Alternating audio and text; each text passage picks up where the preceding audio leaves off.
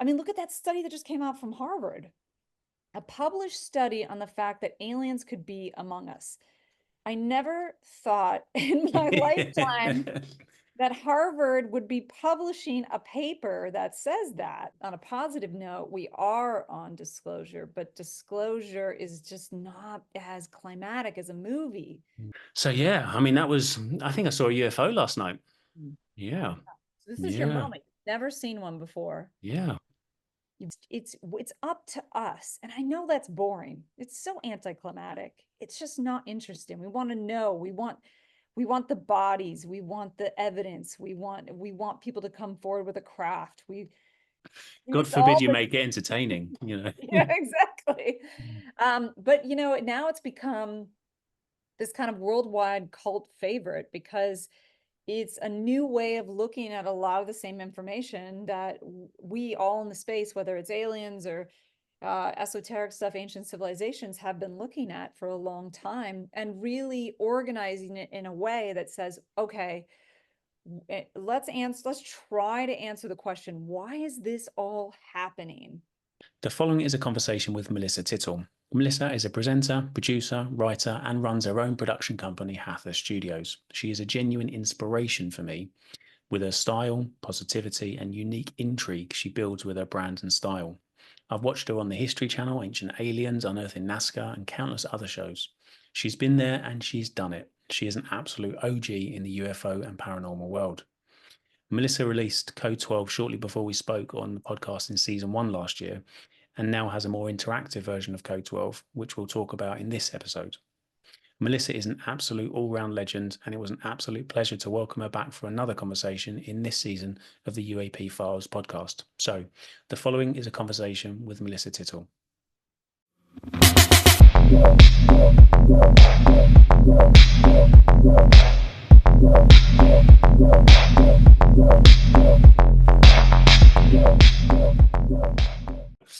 Melissa, thank you so much for joining me. I really appreciate your time. It's good to see you again. I think the last time we spoke was October 2023.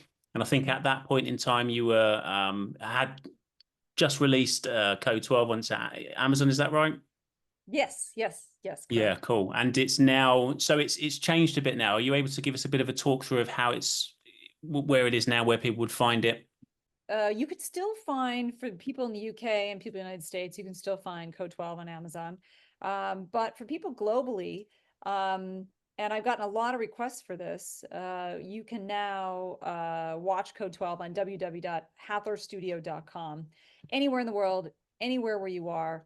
And one of the things that has changed is that a lot of people email me privately and say, I watched your movie and this is what happened. This is what came to me. This is what I'm working on. And what I wanted to do was create a platform where people could communicate with the talent that are in this movie. So I set up something, which is like a community thing where, and it starts October 2nd and it goes through November. So it's pretty limited. And that's where people can communicate with the talent in the movie. So we set up these live Q&As. You ask your questions and they talk about how the research has changed what they're working on, how the idea of Code 12, the idea that that code creates some kind of pattern in our universe.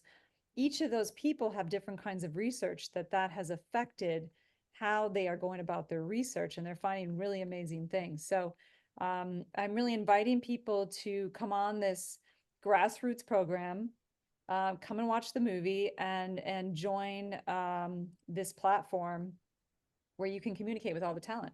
And just so you can find it on the website, hathorstudio.com, it's called the Ophiuchus Oracle package. And that has all these people, everybody that's in the movie. And then also Greg Braden is going to join us, and also Dr. Sue Morter and a couple other people I can't announce yet. But it's going to be like 8 people that are going to talk to you if you join about what this code means for their research. So it's pretty cool.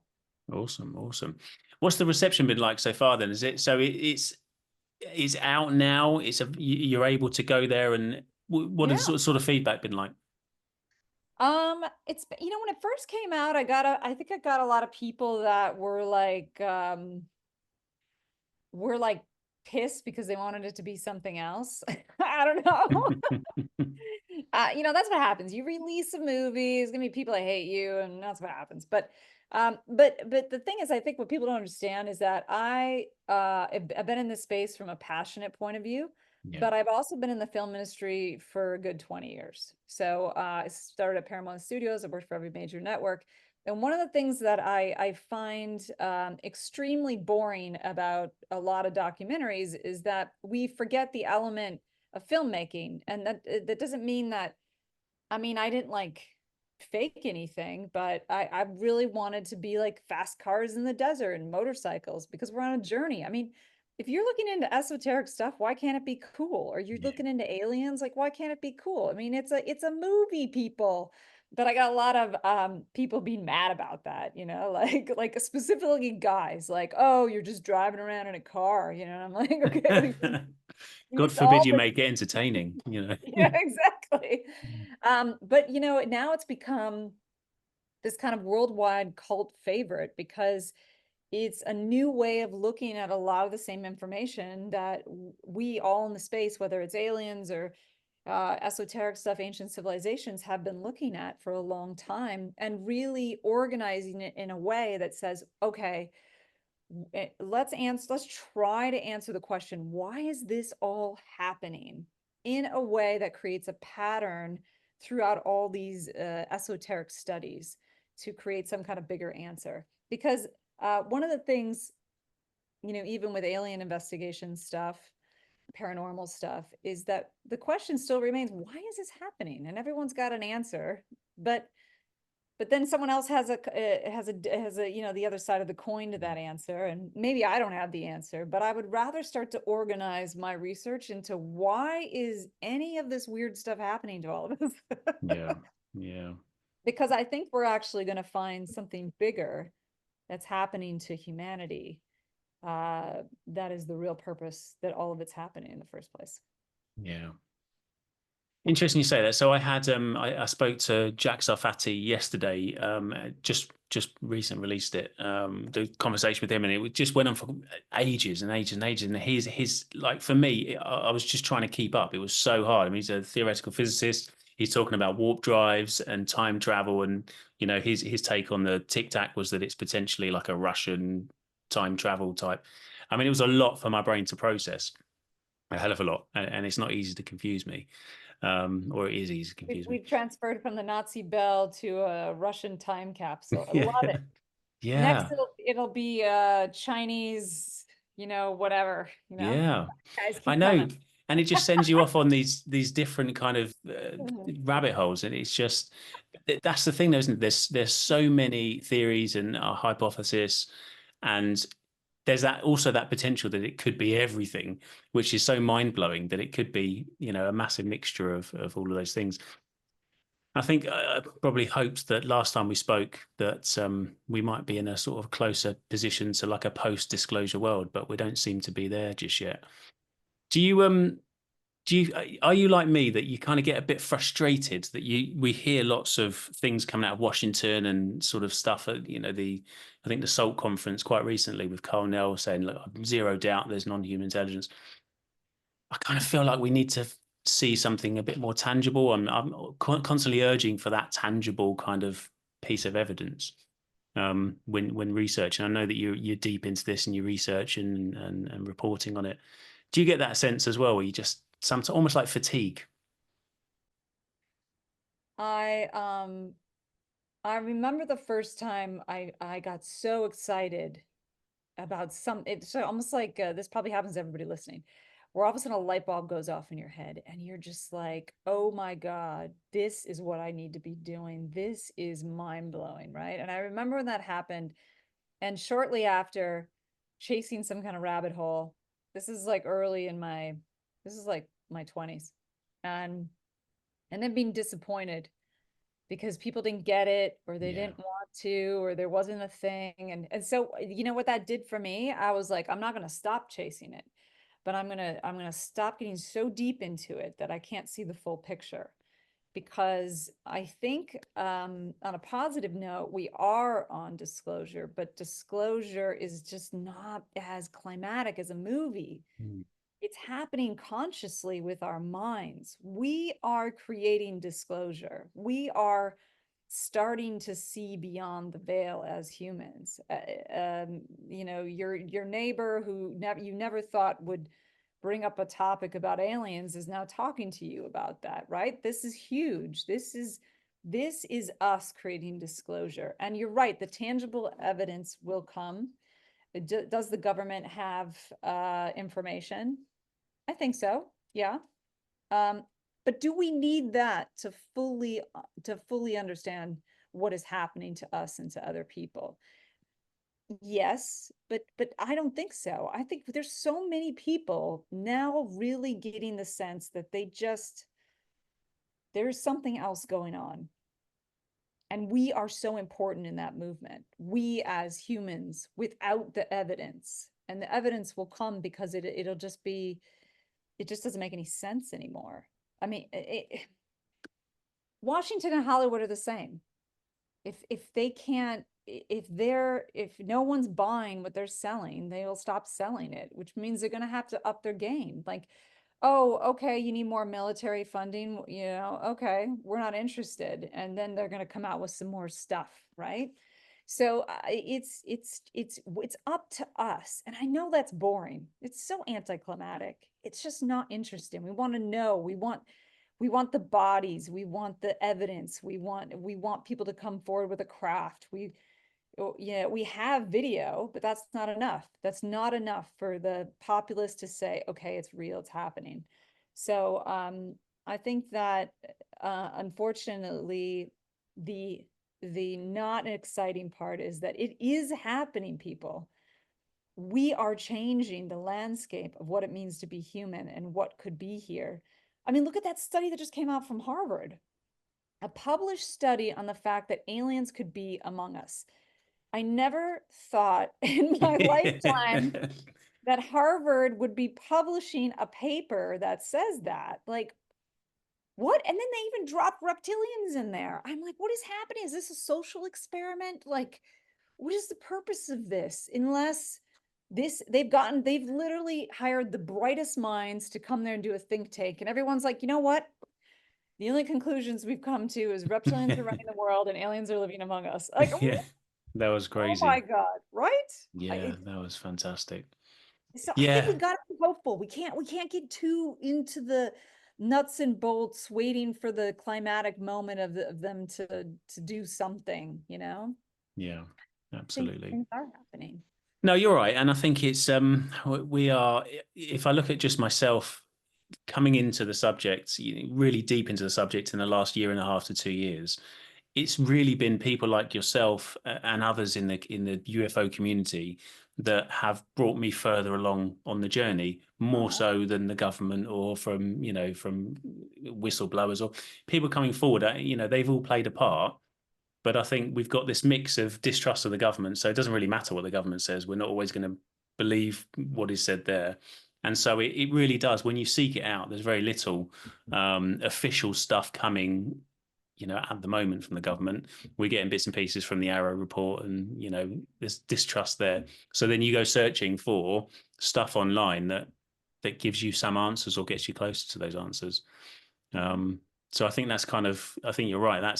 That's where we're going to move forward, is by citizen journalism almost, and people kind of taking it upon themselves. But you're right. Neighbors talking about UFOs, that would have never happened before. mm-mm. Never. It's this fringe subject that people just like, you're interested. Whereas now everybody seems to have a story or wants to talk about it in a more sane way, and it's not a big joke. It's like, okay, maybe there is something to this. Yeah. Yeah, fascinating. So where I think we spoke a while ago. I want to sort of touch on this again, if that's okay. I think we spoke about the Nazca Mummies, and I know that you did something on that. We talked Yeah. about that the last time, and things have Yeah. moved along a little bit since our last conversation. I talked to Jaime. We one of our UAP Files team went out to the Los Angeles press conference when they did a big thing there. Scientists coming forward, more and more evidence. Are you still, I know at the time you'd seen one of the earlier, or a couple of the earlier bodies, mummies. Have you been following this at all? Have you seen the latest sort of developments? Have your opinions swayed? I haven't been following like who I know some new scientists came forward. I haven't been following like the exact new mummy, but I think it's the little ones. So forgive me. Um, but you know what I find really interesting about this whole story? Let's just talk about this disclosure thing. I am one of, I mean, besides Jaime Maussan, I'm like one of the only journalists who actually touched the bodies, and nobody will interview me. My co-host on UFO Witness has been interviewed by all these different, News Nation and all this kind of stuff, right? And he literally calls me and he's like, I tell them to call you. I don't know anything about these Nazca Mummies. Why don't they just call you? I'm like, I don't know. They won't call me. I just find that I'm just gonna say I just find that Yeah. really odd that I was actually there several times touching the like seeing them documenting getting all the stuff right like nobody Yeah. I find that Yeah, we've got the photos and videos of you in your boiler suit thing. Yeah, yeah I know you were there. I just want to say I find that very odd but and maybe it's because of this, and look, things change, new people come forward, new evidence comes forward, and I welcome that. I'm not saying anybody going forward is wrong or anything like that, but I will say that the tests that were the most mind-blowing were the ones on the bigger body. The smaller ones, to me, the evidence wasn't mind-blowing. The people I had talked to didn't know how they could actually function on planet Earth with the way their joints were, and from a personal opinion, and I could be totally wrong, we find out it's an alien species living on this planet, like Harvard says. They just seemed like toys to me. So, but the bigger body was really interesting because we took so many samples from the body, right? From the head, from the back, from the legs, from the feet, from the fingers. And the whole idea was, is it the same genetic material? Did they really put different body parts and create take different animals and all the theories. And it was from the same body. So all of this material was from the same body, and it was very strange, and it was not human-like in its look, and the phalanges and stuff like that. That to me was the most interesting. That was the most interesting data that we had at that time. The small ones to me were not interesting, and maybe it was my bias, but I just couldn't wrap my head around them. The small ones they just look like toys, right? So this is the problem with this field, is that there's some really mind-blowing stuff coming forward, but then it's mixed up with stuff that's not real, and then Yeah, and it gets worse because there's so many of them, and they keep finding new ones. So it's like when you're conducting experiments, and I'm assuming, I'm not a scientist, but that takes time. So to then do another one, and that takes time, and then there's another one, and that takes time, and it's all in Spanish, which is I can't speak Spanish, so that then has to be translated, and it gets lost a bit, I think, because of that. But there's so much. I mean, after the conversation I had with Jaime, he sent me some stuff, and I'd spoken to a couple of scientists that he had worked with, and they're coming on the podcast, so I'll be talking to them as well. awesome. But even their data's like, they've sent tons of it. I don't know what any of it says. I can't interpret it, and I mean, even if I could, I'm not smart enough to interpret it, even if it was all in English. So yeah, it's and I think that's going to be a problem as well for a lot of people in the UK and in the States is that same issue, I think. But it's fascinating. I still find it fascinating, and I think the more I look into it, the more I'm interested in it. So yeah, I think definitely. That's why I just want to say I like look. I hope I'm proven wrong, but I think the bigger one was really interesting. I think it had the most data points, but the smaller ones, I don't know. It just seems like all over the place. But let's hope. Let's hope that something cool comes through. And I totally get your point. When we first got the data points back from the bodies in the beginning, I was like, how am I supposed to write this? Are you like, I'm a journalist. Like someone needs to break this down for me. yeah. Yeah, I mean, it's just Yeah. there's just so much of it. And even when we were talking to Jaime, we found these new ones, and these ones are pregnant, and they've got bodies inside of bodies, and it's like which it's like struggling to keep up with which one's these one. You know, it's Yeah. super Yeah. confusing, but fascinating. I think you should do like a part two. I think you should, like, as you say, you've been there before. You know, I know you're busy. How? Okay, let's come on to that. How do you what does an average day, if you don't mind sharing? I'm fascinated by this. Like, you're so busy. What is an average day for you? God, that's no one's ever asked me that. I'm gonna reveal all my secrets. Only what you're comfortable with revealing, but I'm just, I'm Um, there's yeah, so much. You're so busy.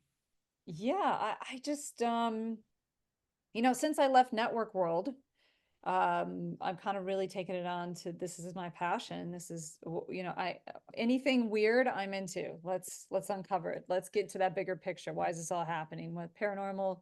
Do we live in a simulation? What's up with this ancient thing? And then aliens, right? Yeah. Uh, so a typical day is basically I wake up at 5. I do a pretty big meditation. I've tried to do like a couple hours actually. Um, then I go work out, and then I'm just sitting at my desk sometimes till 8 p.m., like going through stories and writing stuff and posting stuff and getting things out there and talking to people. A lot of things. I'm running a production company, so besides my passions and going into the rabbit hole of figuring out things, I'm actually trying to get things funded and talking to people and getting people to support Hathor. It's like Yeah. it's like running a campaign every day. Yeah, it's interesting because it's like the complete opposite to me. It's so structured, but I'm just like roll out of bed when I can. I'm up to like 3, 4 o'clock in the morning, and limited sleep. I did just mention this sort of before we sort of went on, that I was interviewing Jack Sarafati last night, and it went on a lot longer than I was expecting. And in the middle of the night, it was probably 2:30 in the morning. I've got 3 dogs, so I kind of let them into the garden for just so they can sort themselves out before we go to bed. And I'm standing there in the garden. Now, I've never hadn't ever seen a UFO before, but I'd been deep in the subject for a long time, and everything, I'm just on a screen all the time, it seems. But every time I go in the garden, this is part of my routine, is I kind of look up. So I give them 5 minutes in the garden before bed, and I look up into the sky. And last night, for the very first time, I saw something very unusual, and I'm trying to sort of figure out this conventional explanation for it, but I couldn't. It was just like a star.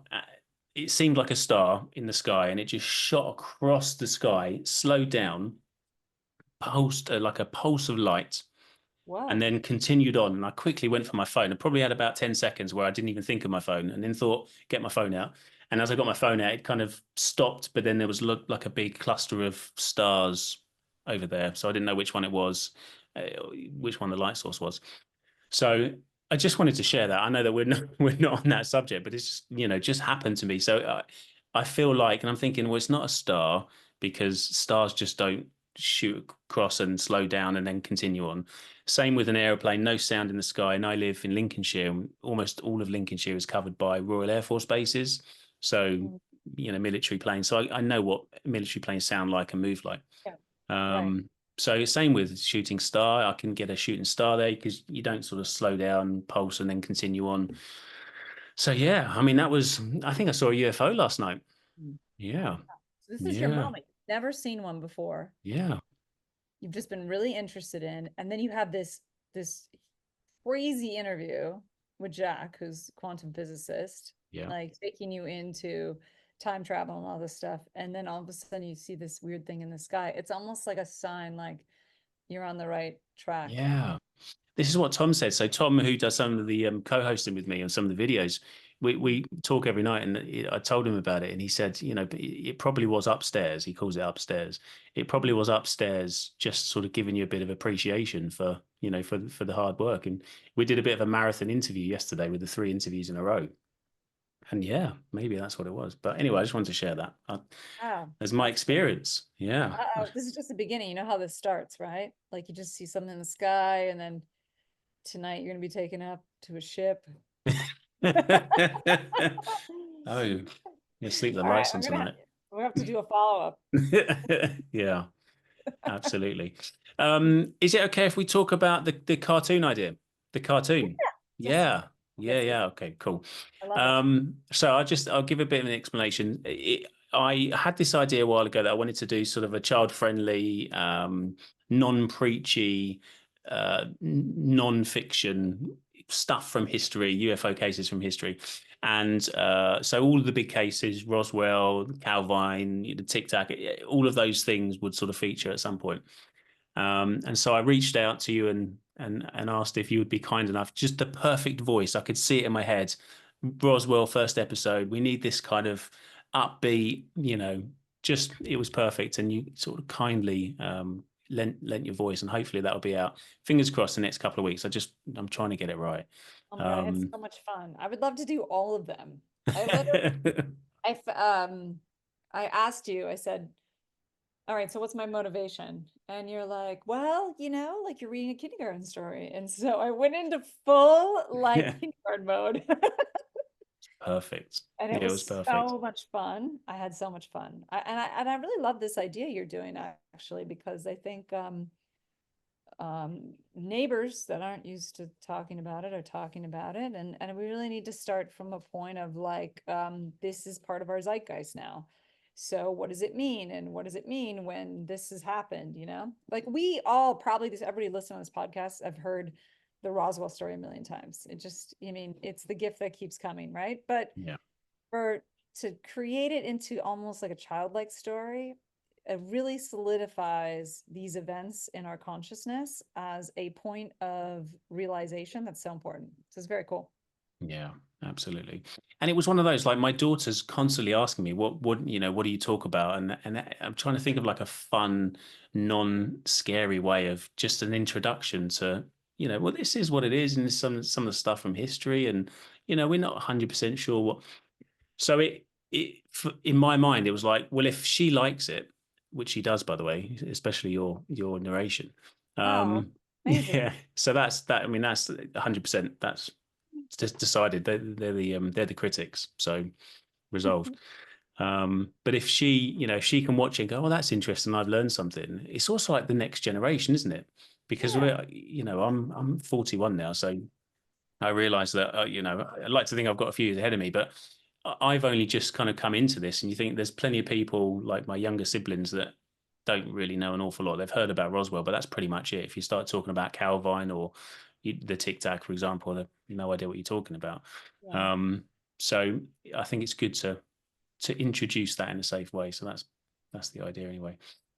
So yeah, thanks for that. That's amazing. Maybe, hopefully I might be able to borrow your voice again at some point in the future. But we got Yeah. Nick Pope for the next one, and I'm in talks with Lou Elizondo potentially for like an A-tip one. That'd be cool. So Oh, see what good. happens. Good. Yeah, he's emerging now because his book is coming out end of Yeah. August. I talked to him recently. I just had dinner with Nick Pope actually, Mhm. last or Friday, a couple days ago. Him and his wife. And it's so funny. I worked on the first 5 seasons of Ancient Aliens, and so all those people, I know. I mean, they're like a season 19 or something like that. I don't know. Um, it's kind of like alumni, right? And I mean, they're still on the show, and I got invited to write an episode in the beginning of this year for the next season, but I just love keeping in touch with them because it's like, like, oh God, I don't even know how many years ago that was. But we're all on either they're kind of on the same trajectory, but I'm going somewhere else. So it's kind of cool. It's kind of cool to revisit all the old cases and who's doing what and all that kind of stuff. So it was cool. Catch up with the old Nick Pope. Yeah. And it's so cool as well how people connect through UFOs and the general subjects around the phenomena. And something I've known, from someone in some small part of the UK where, very few people have heard of Lincolnshire where I am, to be speaking to people like yourself and Nick Pope and some of the other names and faces from the community, the UFO world, especially the kind of the online, what people see, it's incredible, and just to make those connections is unusual and quite unique. And it's not lost on me. It's, I think about that quite often. Yeah. Well, look, Melissa, I am conscious of your time, and I know how busy you are because I watch you on Instagram and online, and I'm just like, how are you? How are you doing it? I mean, I'm dying, when I'm just trying to kind of keep up, and you're just looking there like, yeah, I'm just going to do some exercise. Like, how have you got time and energy for it? Cool. Okay. Well, thank you. Melissa, I'll let you go. Look, it's been a pleasure talking to you again, and hopefully we'll have another opportunity to talk in the future and stay in touch and keep us in the loop with all your projects and stuff. Awesome. Yeah, and please check out this movement with Code 12 about the simulation theory and how it relates to all this research. Check it out, www.hathorstudio.com. Awesome. Okay. Thanks again, Melissa. Take care of yourself and speak soon. All right. Thank you.